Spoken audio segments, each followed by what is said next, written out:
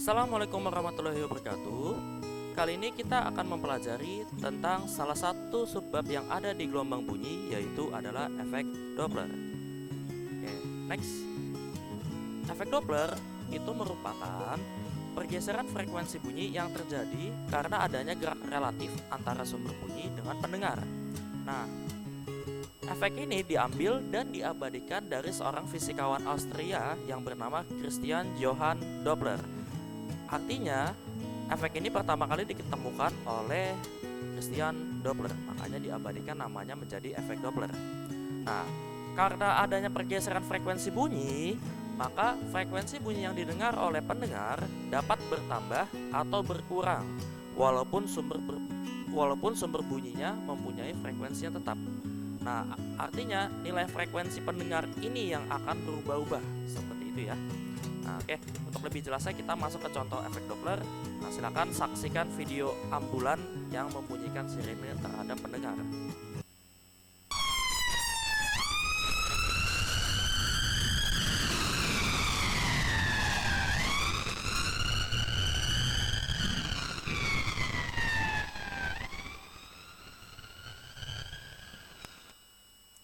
Nah, kalau kalian saksikan tadi ketika ambulan mendekati pendengar, maka frekuensinya tinggi ya, atau frekuensinya kencang yang didengar oleh pendengar.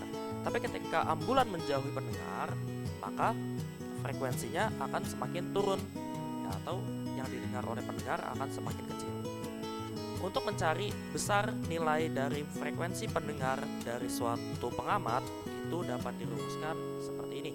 Jadi Fp sama dengan V plus minus Vp dibagi V plus minus Vs dikali Fs. Nah, plus minusnya Vp dan plus minus Vs ini bergantung pada gerak relatif dari pendengar atau sumber. Nah, dapat diilustrasikan seperti ini. Juga keterangannya adalah bahwa Fb yaitu adalah frekuensi yang didengar pendengar, ini satuannya dalam Hertz. Fs adalah frekuensi sumber yang satuan Hertz. Nah, Fs ini dia nilainya tidak pernah berubah ya, karena frekuensi sumber itu ya cuma satu.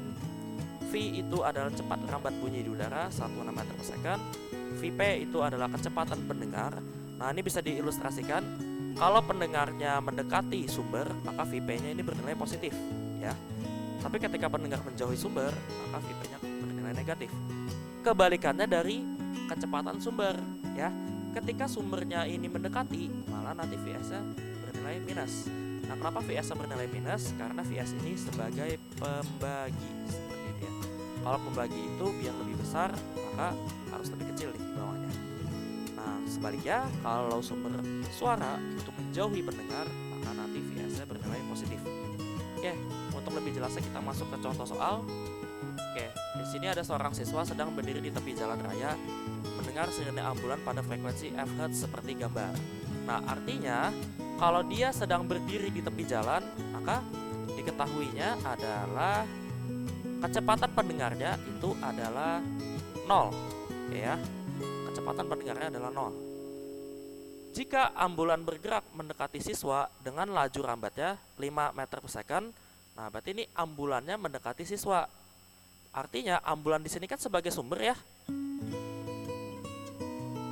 Maka di sini ketahuan laju sumbernya adalah 5. Berarti kita tulis di sini Vs-nya adalah 5 meter per second. Di mana frekuensi sirene sumbernya itu adalah 335 Hz. Berarti kita tuliskan di sini Fs adalah 335 Hz.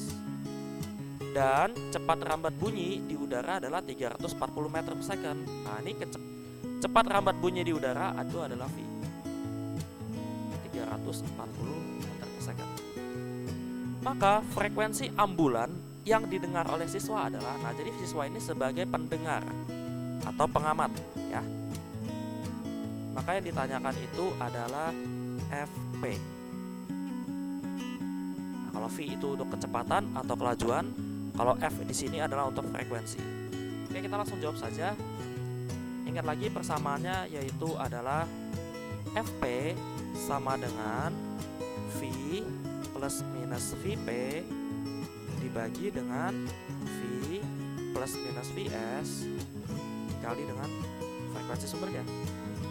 Nah, tadi FV-nya ya, V yang ini udah ketahuan nilainya adalah 340. Berarti di sini kita masuk 340. Nah, kita lihat kondisinya. Karena di sini dia pendengarnya diam, maka plus minus ini gak ngaruh. Jadi kita anggap aja dia plus 0. Ya, kalau diam berarti plus minusnya gak ngaruh. Plus 0 dibagi dengan sumbernya. Nah, di sini sumbernya ini mendekati si pendengar. Kalau sumbernya mendekati pendengar atau ambulan ini mendekati pendengar, maka di sini nilainya harus lebih kecil. Kalau nilainya harus lebih kecil, maka nanti 340 dikurang dengan V sumbernya. Nah, V sumbernya berapa? V sumbernya adalah 5, seperti itu. Jadi kita substitusi aja 5 dikali dengan frekuensi sumber. Frekuensi sumbernya adalah 335 Hz. Ya, maka di sini masuk, maju di sampingnya, Fp itu sama dengan 340 tambah 0 adalah 340 dibagi dengan 340 kurang 5 adalah 335 dikali dengan 335. Nah, ini coret ya. Nah, ini kita coret variabel 335-nya. Maka ketemu deh nilai frekuensi pendengar ya atau frekuensi pengamat ya, itu adalah 340 Hz. Oke. Semoga bisa dipahami ya. Jadi yang harus kita pahami selain rumusnya di sini adalah kondisi di mana siswa ini, di mana pendengar ini apakah mempunyai kelajuan atau tidak, dan ambulan ini apakah mempunyai kelajuan atau tidak. Seperti itu. Oke, untuk latihan soal nomor 2, silakan kalian coba kerjakan sendiri. Komen berapa jawabannya di kolom komentar. Terima kasih telah menyaksikan video ini. Like and share kalau kalian suka dengan video ini.